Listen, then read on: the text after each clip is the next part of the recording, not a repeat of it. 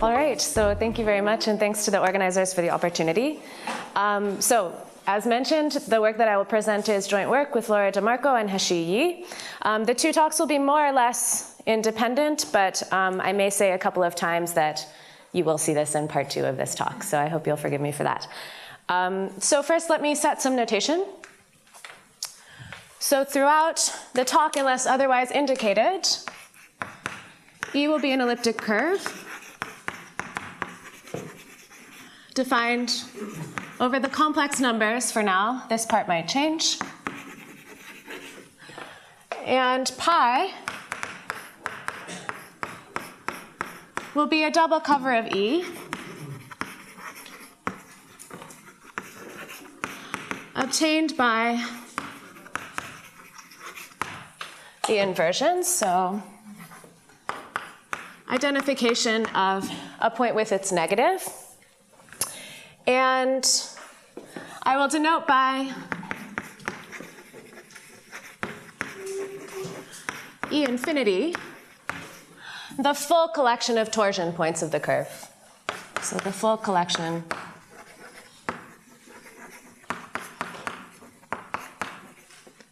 of torsion points of E.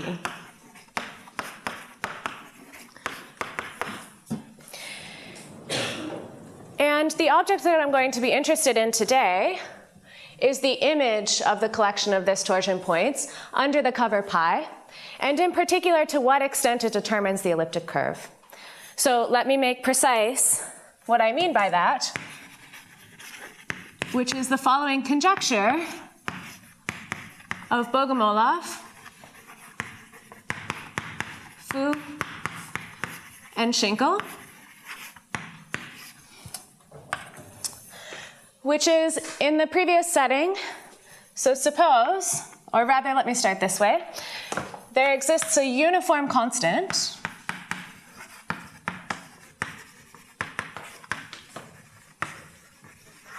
say B,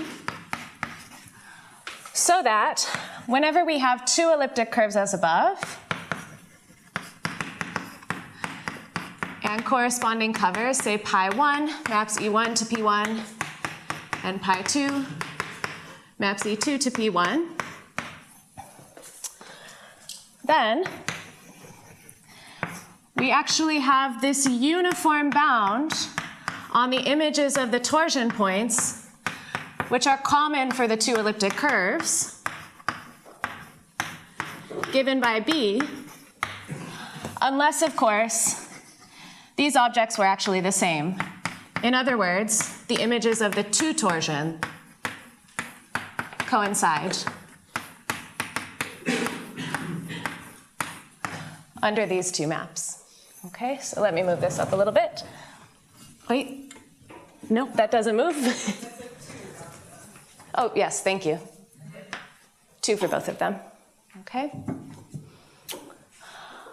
All right, so this is a conjecture that the number of common torsion images for two elliptic curves, unless in fact the images of the torsion are the same, which is implied by this statement, is actually uniformly bounded independently of the choice of the pair of curves. Okay. All right, so maybe before you believe this conjecture, you would like to know that this set is actually finite for any such pair of elliptic curves, yes? So there's 2 approaches to proving this. So first, what I'll call the geometric approach to finiteness. So forgetting the uniformity for the moment, let's just discuss the finiteness of the set of this intersection set. So the geometric approach to finiteness, which is due to Bogomolov and Tschinkel,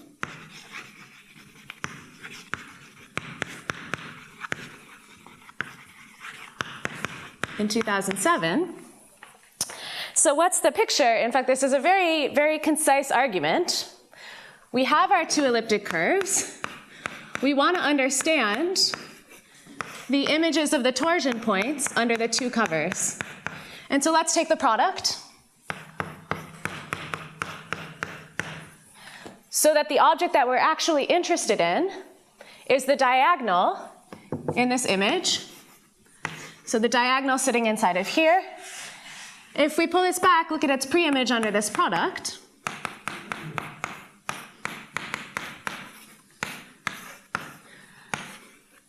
What we're interested in finding out is how many torsion points, in particular, finitely or infinitely many, can possibly lie on this, right? But this is a product of two double covers. The ramification that is possible for this restricted map is very explicit, okay? So there's a limited number of possible branch points here, and there's a very limited number of possible ramification types above those branch points. And so simply examining the ramification,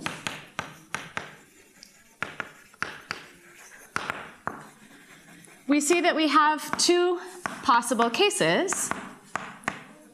So either the pre-image of the diagonal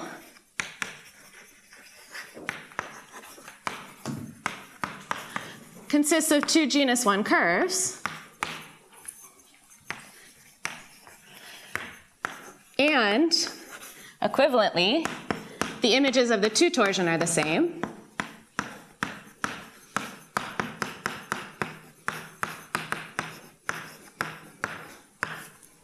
Okay? Or this is a single component of higher genus. So the pre-image has a single component. In fact, not only of higher genus, but because this portrait, the potential portraits for ramification here are so explicit, if this is a unique component, it can only have genus between 2 and 5. Okay? So of genus in the set 2, 3, 4, 5. Okay? So this first condition, of course, is exactly the case when the two torsion is the same. In other words, we cannot tell the difference between these two structures. In the second case, we can apply Raynaud's theorem. So by Raynaud, we conclude that the torsion points on this pre-image are in fact finite.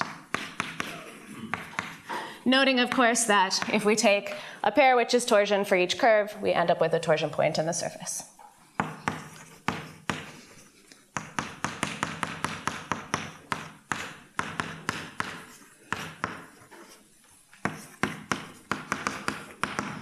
Okay. So very nice, concise geometric approach.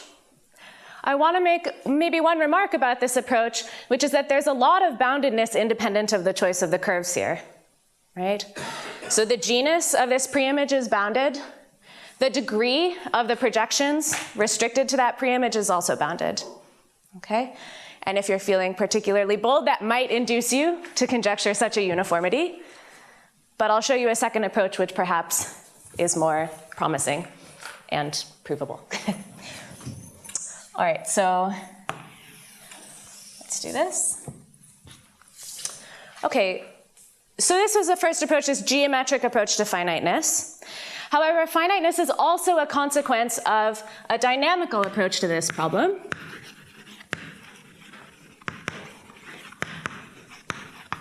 And this follows from work of Matt Baker and DeMarco, as well as work of Yuan and Zhang, both in 2011. And that is a dynamical translation of this problem as follows. So given an elliptic curve E and such a cover pi, we can induce a self-map of P1 simply using the fact that the involution on the elliptic curve commutes with multiplication by 2, right? So what's the picture? We have multiplication by 2 on our elliptic curve. We have pi projecting down to P1. And in fact, because of the commutativity, we can draw the bottom arrow here, which I'll just denote by 5e. Okay. Now, one feature of this picture is that the torsion points for E precisely descend to the preperiodic points for this self-map of P1. Okay, the points with finite forward orbit under iteration. So the torsion images then, the set of torsion images, pi of E of infinity, is precisely equal to the set of preperiodic points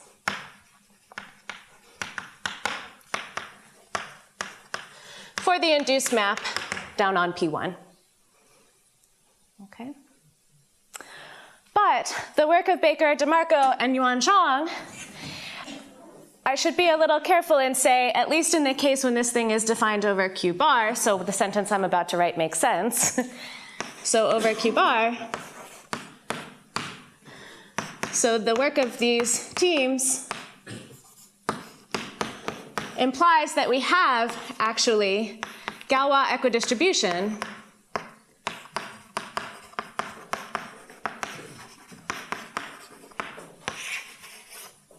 of preperiodic points to a dynamically natural measure.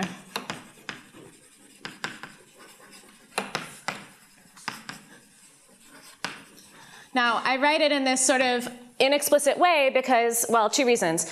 First of all, really their approach was truly dynamical. It was not limited to the case of maps induced from endomorphisms of elliptic curves.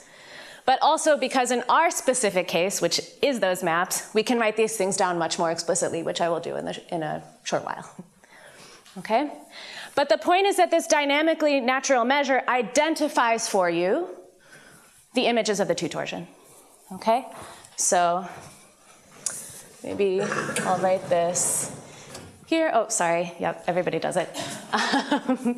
So I'll add a comment here. This measure, let me move this up a little more.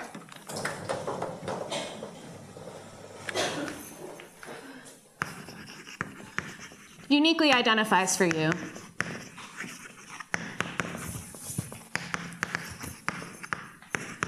the image of the two torsion.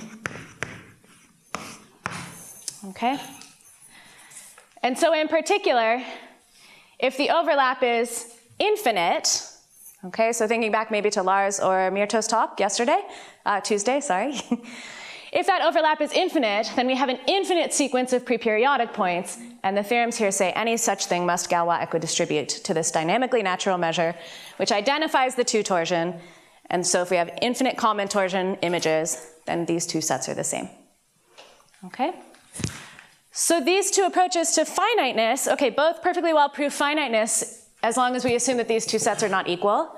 But the second one actually suggests a quantitative approach that might be used to prove uniformity. Okay? So let me first go ahead and just state the theorem.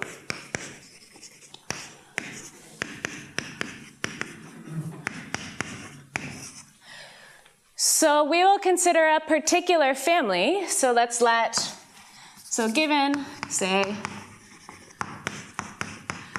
t, which is a complex number not equal to 0 or 1,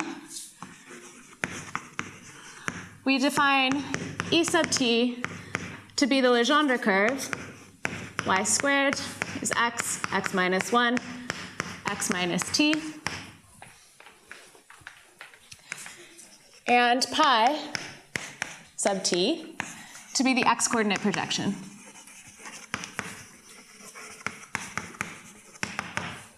Okay. In this case, then, the BFT conjecture is true. So for this family of elliptic curves, there exists a uniform constant b such that the images of the torsion points of any two curves, et1, et1, pi t1, et1, pi t2, and et2 are in fact uniformly bounded by B whenever the 2 torsion has distinct images. In other words, whenever these parameters are distinct. Okay? So note, by the way, that in this family, there is to some extent as much overlap of these 2 sets as possible. Right? So note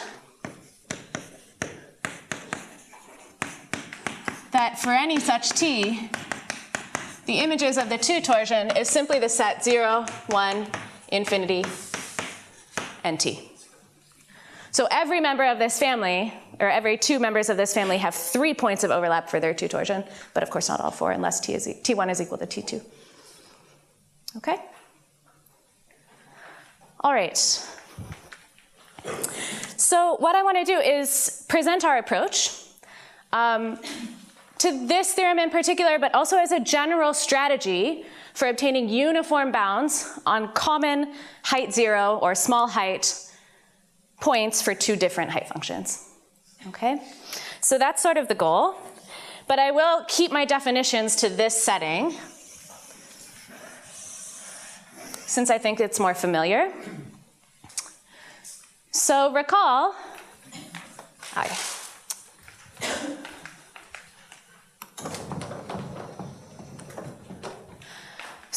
that to such a curve,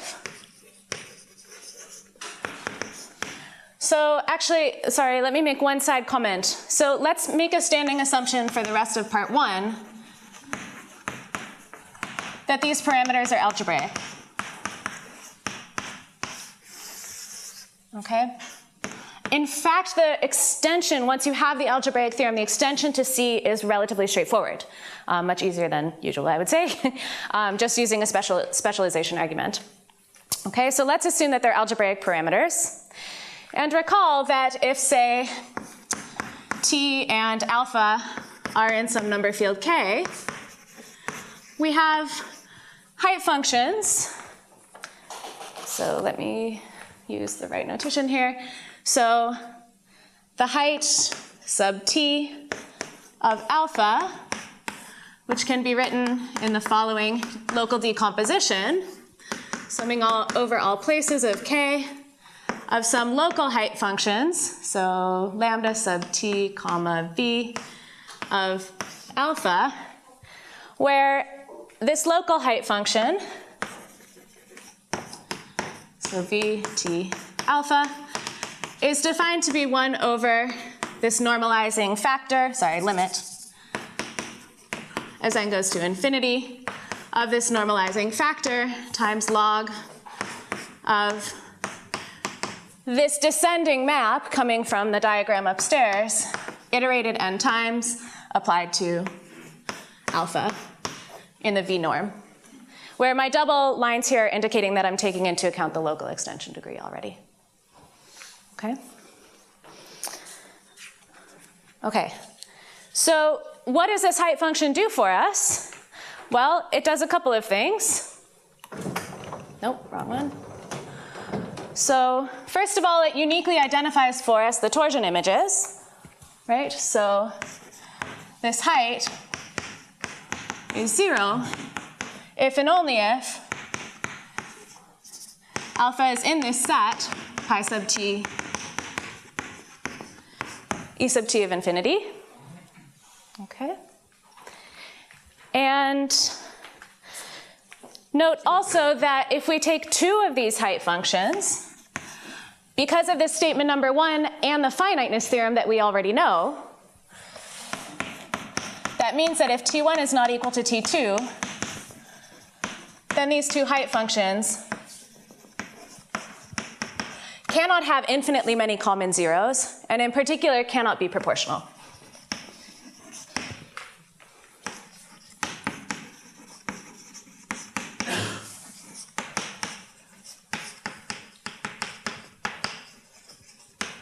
Okay? So what we would like to do then is given 2 non-proportional, 2 unrelated height functions to cook up some measure, some metric of how different those 2 height functions are. And this thing is already provided for us by the Archimedean pairing. So I will not give you sort of the right, in some sense, definition of this. I will give you a definition that works in this case because it's easier to write down. Here we go, if I can reach this backboard. Okay, so I'll put definition in quotation marks here. So this is simplified Archimedean pairing. Simplified meaning for our case, okay? Which is that if I take two height functions coming from elliptic curves like this, then their pairing, so say ht1 dot ht2, will be defined to be a normalized version of local pairings, so sum over v and mk, of the following sum of integrals. So the integral over the v-adic analytic space of the v-adic local height of one minus the other integrated against a measure, which I'll discuss in a second, and the symmetric version. So lambda hat t2 v minus lambda hat t1 v mu1 v, and I will define all of these things for you, mostly. Okay, so where, well, first of all, okay, I'm going to write this definition, but then I'm going to tell you exactly what these things are in this setting. So mu tv is the Laplacian of this local height, but regularized at infinity, okay? And the v-adic analytification of the projective line here is the v-adic Berkovich projective line.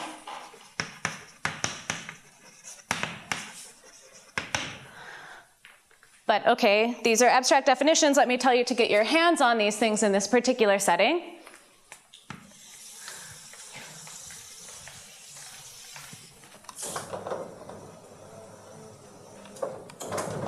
So first, let me comment on the non-Archimedean case. So if V is non-Archimedean, let me get some bigger chalk here. If V is non-Archimedean, well, what's the problem, right? The problem is we have this sort of like continuous-ish thing given by the local height function. But of course, if we just look in CV, then we don't have good notions of analysis, right? And so this v-adic projective line is essentially a way to get around that problem. So in particular, it's a simply connected R tree, which contains CV densely. And in this particular case, that measure, mu TV, is either a point mass or supported on an interval.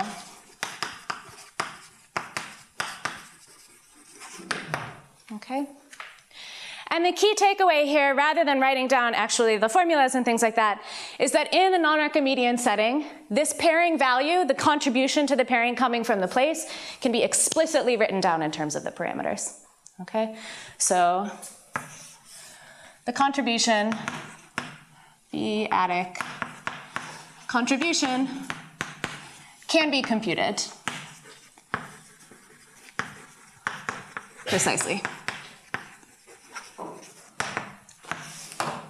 Okay, so once you define all these things and do some analysis and understand exactly what this measure looks like, you can simply write it down. Now, in the Archimedean case, these objects are a lot easier to understand. So in particular, the analytification is just the normal P1 of C, right? So P1 and V is just P1 of C, where we're of course identifying K inside of C via V, okay? And this mu TV is just the push forward of the Haar measure.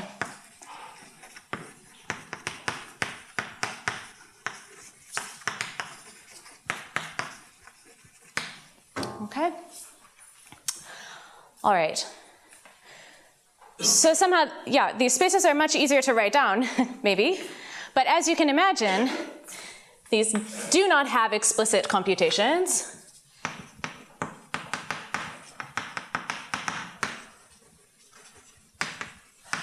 And in general are a little bit harder to control than the non-Archimedean places in terms of the contribution to the pairing. Okay. All right, so now that we have these definitions, let me point out to you one feature here. So fact, okay, this is not at all obvious from the definition I have given you. There are other definitions from which it is more clear. But this pairing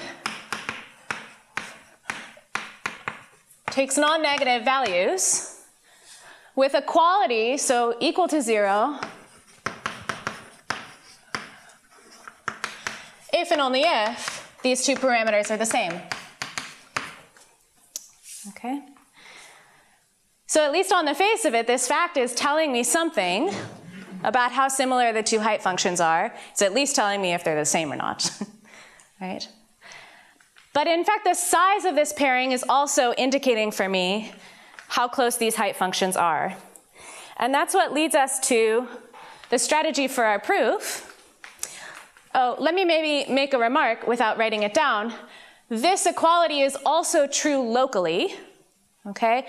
Except, or this equivalence is also true locally, except rather than the parameters being the same, the requirement that it's equivalent to is the two measures being the same, okay? All right. So this leads us to the strategy, which I will outline as follows. So how do we prove a uniformity result? Well, step one is to make quantitative what I just said out loud, that this height pairing is actually telling us how common this, or how similar these two heights are. So use quantitative equidistribution.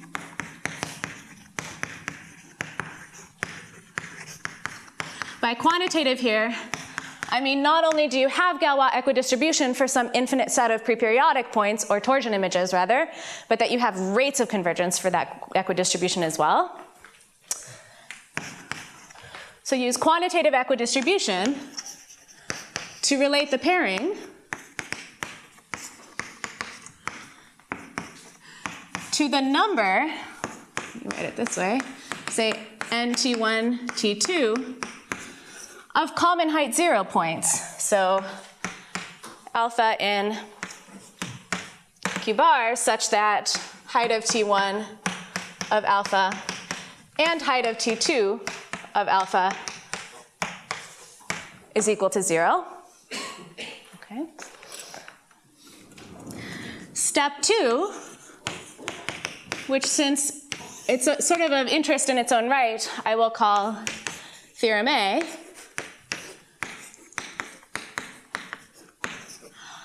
Is to prove a uniformity result for the pairing, right? So show that there exists a positive delta such that whenever these parameters are unequal, then in fact this pairing must at least be size delta. Okay. And then step 3, of course, is to finish your specialization argument.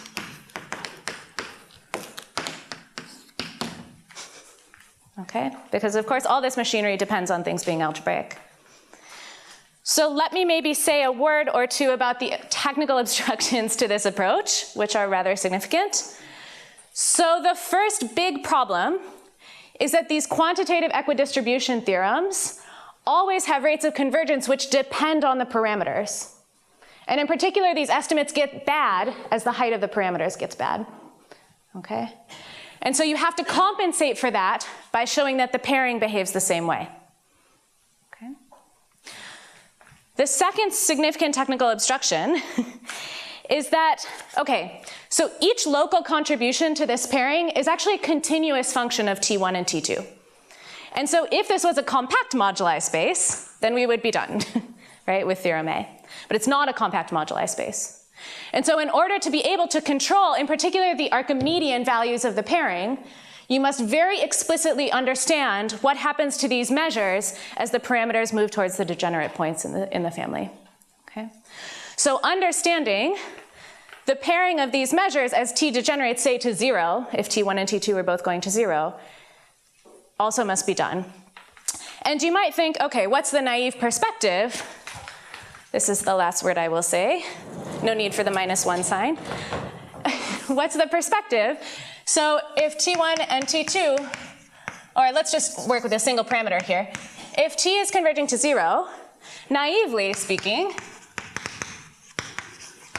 we could say that these measures in the Archimedean case are just degenerating to point masses at 0. Okay, this is not so hard to show.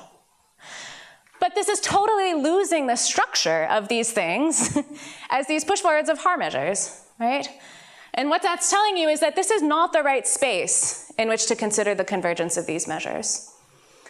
And so you must understand these degenerations in a different space, which you will encounter and learn to love in part 2 of this talk. And I think I should probably stop there.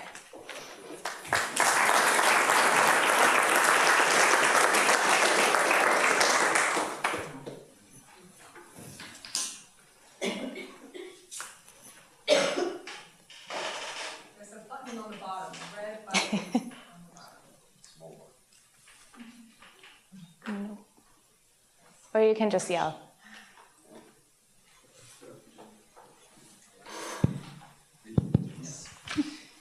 So, thank you. Do you have comments, questions for the speaker? I can yell very loud. All right. So first, thank you for your talk. I think this is an amazing result. Oh, this is a wonderful question. To me, it seems... No, because I'm very interested in Mumford, and that seems to be the first case I've ever seen of a curve where you prove a uniform version of Mumford. Can you use that technique to to do it for other curves? So, yes, we think so, Yeah. and we plan to try. So you just, The funny feature, I guess, is that these are curves happening inside of these products, and the product is, of course, changing, which is a little bit slightly funny. But of course, yes, I absolutely think that you can use these techniques to prove uniform Mumford for curves, and that's, I think, something that we're... So the trick is, the trick is like you bound that thing from below, using exactly the, show it grows when the parameters grow, and you relate that to the number. How do you do that exactly? Like how do you show that if the number is big, delta has to be small? So that's a really good question. It will actually be explained in Laura's talk. I'll say a word so you don't have to be completely denied. The idea is that this pairing can be used to define a triangle inequality on the space of v-adic measures. And so if you can cook up from your set of common torsion images some measure which is telling you where they are, then you can use that triangle inequality to connect these two things. And you'll see that explicitly soon. Is it possible to compute explicitly the bound B? So yes, in principle, I think the answer is yes, you could cook up an effective bound. So the largest known B, by the way, is by Bogomolov and Fu. I think they cooked up 22 common torsion points. In our method, so the general strategy, for sure the answer is yes. The thing that you need to do very carefully is precisely this. So getting a rate of convergence of these measures in the Archimedean space to the right limiting measure, which is in this different space that will be discussed in part 2. The rates of convergence for this thing, in general, is a very difficult problem, and has not been. There are no quantitative equidistribution theorems that are general in this world. However, these mu-t's are pretty well understood, and so I think that it probably is possible for this particular family to write down a B. Yeah. Other questions?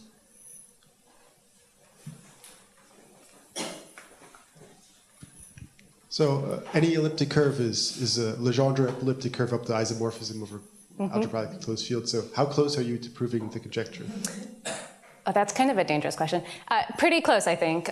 In terms of probably, there is a very direct relation between the pairing of a curve, say like two curves, and the pairing of their two Legendre representatives. And so making all of that explicit is something we have just not had time to do yet. But we anticipate being able to reach the full conjecture. Yeah. Oh, that's on video. Okay. Sorry, Laura. Other comments? If not, then we thank Holly again. Thank you.